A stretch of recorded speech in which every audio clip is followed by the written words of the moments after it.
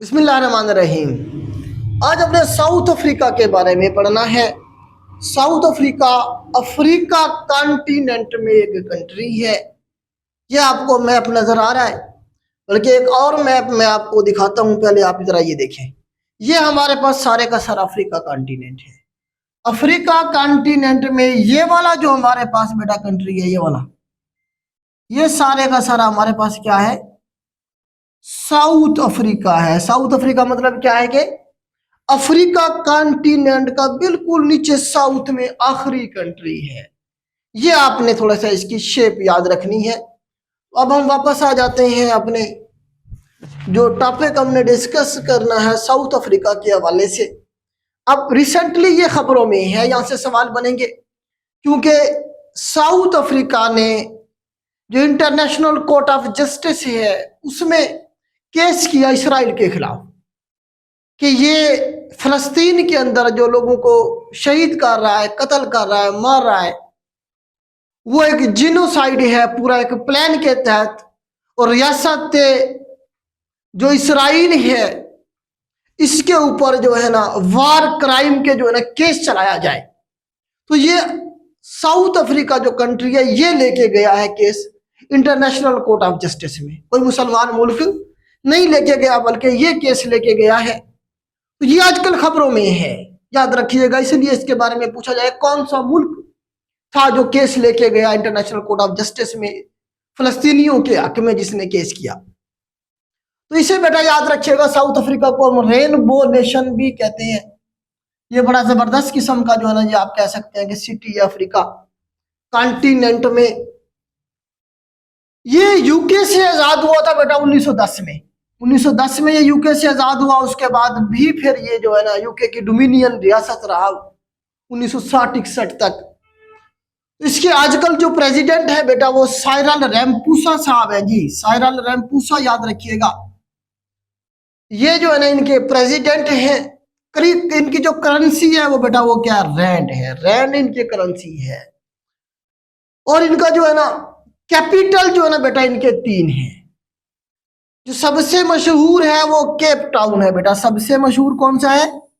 Cape Town, जो कि क्या है, लेजिस्लेटिव इनका कैपिटल है। 3 कैपिटल है। उसके बाद देखिए प्रिटोरिया है इनका कैपिटल, जो कि एग्जेक्टिव इनका कैपिटल है। प्रिटोरिया और केप टाउन 2 याद रखिएगा। तीसरा भी है, उसके अलावा हमारे पास बुलेम फोंटियन, ये जुडिशियल कैपिटल है। ये याद ना रहे तो कोई मसला नहीं है, छोड़ देना। पहले 2 जरूर याद रखिएगा।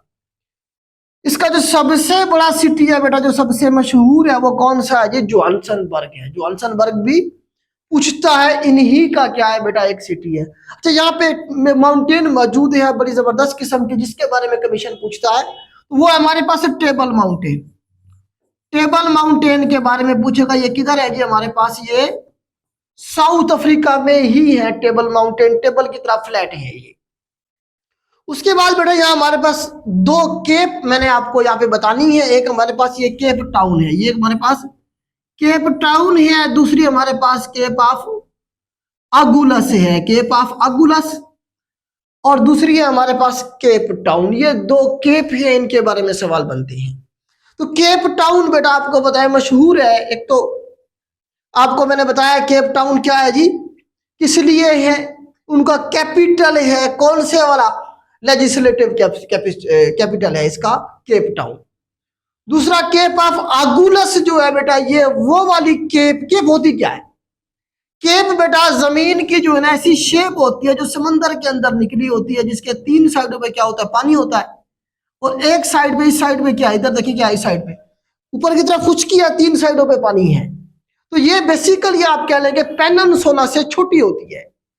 केप बड़ी होके बना देती है पेनिनसुला। पेनिनसुला के भी 3 साइडों पे पानी होगा, केप के भी 3 साइडों पे पानी होगा। तो इस तरह से आप ये देखेंगे, ये बेसिकली आप कह लेंगे इसे गल्फ के उलट होती है। गल्फ में क्या होता है, हमारे पास 3 साइड पे खुशकी होती है, एक साइड पे पानी होता है गल्फ में और बे में। यही उसकी डेफिनेशन है। जबकि केप की डेफिनेशन ये है कि इसके 3 साइडों में पानी होगा, एक साइड में खुशकी होगी। तो केप ऑफ आगुलस जो है बेटा, ये वो वाला पॉइंट है यहाँ, जिसके एक साइड पे इंडियन ओशन है, दूसरी साइड पे अटलांटिक ओशन है।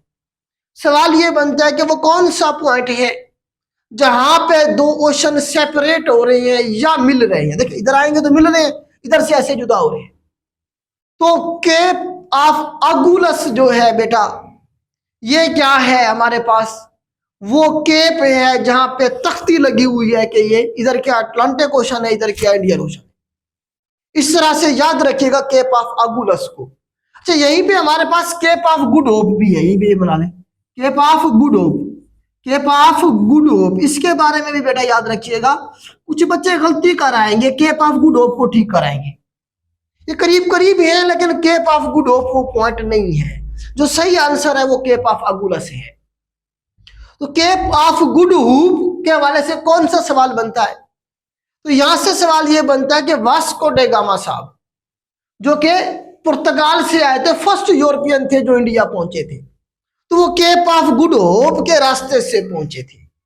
था ये कि ये यूरोप के लोग थे, वो आने की कोशिश करते थे इंडिया की तरफ, इंडिया के मसाले पूरी दुनिया में मशहूर थे, तो वो रास्ते में ही, सफर बहुत लंबा था, यहां से उन्हें गुजर के जाना पड़ता था, तो वो रास्ते में ही भटक जाते, वहीं से वो वापस चले जाते थे, इंडिया तक पहुंच नहीं पाते थे।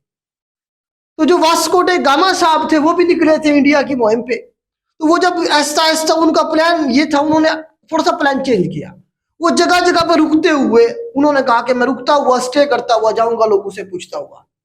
तो जब वो इधर केप ऑफ गुड होप पे पहुंचा, तो यहां पे उसे एक इंडियन मिला, इंडिया से भी एक बंदा इधर गया हुआ था तिजारत के लिए, वो मिला, उसकी मुलाकात हो गई किससे, वास्को डे गामा साहब से। तो उसने, वास्को डे गामा ने पूछा जी मैंने इंडिया जाना है, उसने कहा मसला ही कोई नहीं, आ जाए मैं आपको ले चलता हूँ। तो वो फिर यहां से, तो उसे एक उम्मीद नजर आई, एक गुड होप नजर आई इंडिया पहुंचने की। इस वजह से इस केप का नाम उस वक्त से क्या है, केप ऑफ गुड होप है। फिर वो इंडिया पहुंचा था वास्को डे गामा साहब, तो पहला यूरोपियन था, पुर्तगाली सबसे पहले आए थे इंडिया में। ये भी सवाल बनता है कि सबसे पहले इंडिया में कौन आए, बर्तानिया वाले आए, फ्रांसीसी आए या पुर्तगेज आए, तो पुर्तगाली सबसे पहले आए थे, वास्को डे गामा साहब आए थे। कब की बात है बेटा, ये 1498 की बात है।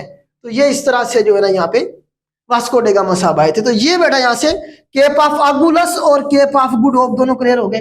Good hope Vasco day gamma के हवाले से, और अगुलस वो पॉइंट है जहां पे दोनों समंदर अलग हो रहे हैं। कौन कौन सी, इंडियन ओशन, इधर इंडियन ओशन है, इधर कौन सा ओशन है, अटलांटिक ओशन है। ठीक हो गया जी। अब यहाँ एक जबरदस्त किस्म की पर्सनैलिटी है जिनके बारे में कमीशन सवाल पूछता है, तो वो कौन है जी, वो है जी हमारे पास नेल्सन मंडेला साहब। इनके बारे में जरा पढ़ते हैं, ये तस्वीर मैंने आपको दिखाई है। नेल्सन मंडेला साहब हैं जी, बड़े जबरदस्त किस्म के इंसान है, नोबेल पीस प्राइज इन्हें मिला था। तो इनकी एक तो याद रखिएगा बर्थ जो है कब हुई, साल याद रखिएगा, बल्कि डेट भी याद रखिएगा, 18 जुलाई 1918 में ये पैदा हुए। कब पैदा, 1918 में, 18 जुलाई 1918 में। आपको पता है मंडेला डे भी मनाया जाता है हर साल, यूएन की तरफ से मंडेला डे मनाया जाता है। कब, 18 जुलाई को, उसकी बर्थ डे थी, इसलिए मंडेला डे के हवाले से पूछा जाए या इसकी बर्थडे पूछी जाए तो 18 जुलाई 1918 की डेट आपने याद रखनी है। उसके बाद बेटा ये क्या थे जी, ये आप ये कह सकते हैं कि स्लेवरी के खिलाफ थे, गुलामी के खिलाफ थे, डिक्टेटरशिप के खिलाफ इन्होंने जिद्दोजहद की, तो इन्हें उठा के जेल में डाल दिया गया। 1962 से लेकर 1990 तक, 1990 तक ये जेल में रहा। कितने साल बनते हैं, 27 साल बनते हैं। पूछता है पेपर में कि मंडेला साहब कितने साल जेल में रहे, 27 साल जेल में रहे। और हमारे नेल्सन मंडेले 27 दिन भी नहीं गुजार सकते जेल में। तो 27 साल वो गुलामी के खिलाफ लड़ता रहा, 27 साल वो जेल में रहा। तो 1990 में जब वो आजाद हुआ तो उसके बाद उसका जो लेवल था दुनिया में अप्रिशिएट करने का वो कुछ और था। सबसे पहले 1990 में उसे लेनिन प्राइज दिया गया बुला के, 1991 में, 1991 में रशिया की तरफ से लेनिन प्राइज दिया गया, सबसे बड़ा प्राइज। फिर ये जरा पाकिस्तान आए मंडेला साहब, नवाज शरीफ साहब की गवर्नमेंट में, 1992 की ये बात है, 1992 की। तो पाकिस्तान का सबसे बड़ा सिविल अवार्ड निशान पाकिस्तान हमने इसे दिया। उसके बाद इसे दुनिया का पीस प्राइज कब मिला, 1993 में। ये वाला सवाल आपने जरूर याद करना है कि इसे नोबेल पीस प्राइज कब मिला, तो 1993 के अंदर इसे नोबेल पीस प्राइज दिया गया। 1994 में जो है ना ये क्या हो गया जी, अफ्रीका की जो रियासत थी साउथ अफ्रीका, उसका प्रेसिडेंट बना। तो ये भी याद पूछा जाता है कि बताया जी प्रेसिडेंट कब से कब तक रहा ये। 1994 से लेकर 1999 तक ये प्रेसिडेंट रहा किसका, साउथ अफ्रीका का। इसने गुलामी को खत्म कर दिया था। अबॉलिश द स्लेवरी का लफ्ज यूज करेगा, अबॉलिश कर दिया किसे, स्लेवरी को। उसके बाद बेटा इसकी बुक्स हैं दो, बुक्स तो ज्यादा हैं, दो बुक्स के बारे में अक्सर पूछा जाता है।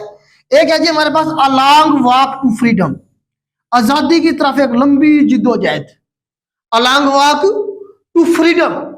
ये बेटा इसकी बुक मशहूर है, इसके बारे में बार बार पूछा जाएगा जी बताएं ये बुक किसने लिखी, मंडेला साहब ने लिखी। दूसरा जी हमारे पास है जी कन्वर्सेशन टू माई सेल्फ। दूसरी जो इसकी बुक मशहूर हुई जिसके बारे में कमीशन पूछता है वो कौन सी है जी, कन्वर्सेशन टू माई सेल्फ, खुद से कन्वर्सेशन। उसके बाद इनकी डेथ याद रखनी है आपने, 5 दिसंबर 2013 को इनकी डेथ हो गई है। 5 दिसंबर 2030 की डेट ऑफ डेथ भी एग्जैक्ट याद रखनी है आपने। 5 दिसंबर 2013 को ये फोत हो गया। फिर एक सवाल ये बनता है कि ये कहां पे कैद किया गया था, कौन सी आइलैंड पे इसे कैद किया गया था। तो रोबन्स आइलैंड पे इसे कैद किया गया था। कहां पे, रोबन्स आइलैंड जो है बेटा वो यहीं पे हमारे पास है, यहीं पे बना लें। रोबन्स आइलैंड जो है यहीं पे है, छोटे छोटे जजीरे हैं अफ्रीका के, वहां पे इसे कैद किया गया ताकि ये इसका जो ताल्लुक है बाकी अवाम के साथ वो ना बन सके इस तरह से। तो ये अफ्रीका, साउथ अफ्रीका के हवाले से बेटा जो मैक्सिमम सवाल बन सकते थे वो यही है।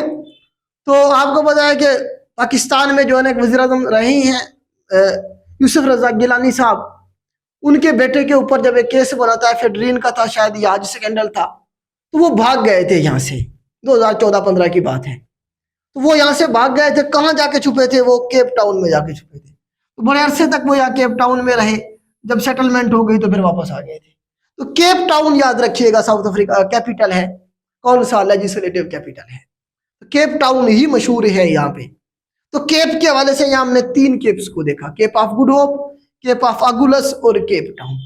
तो बेटा आज के लिए इतना ही, अल्लाह हाफिज।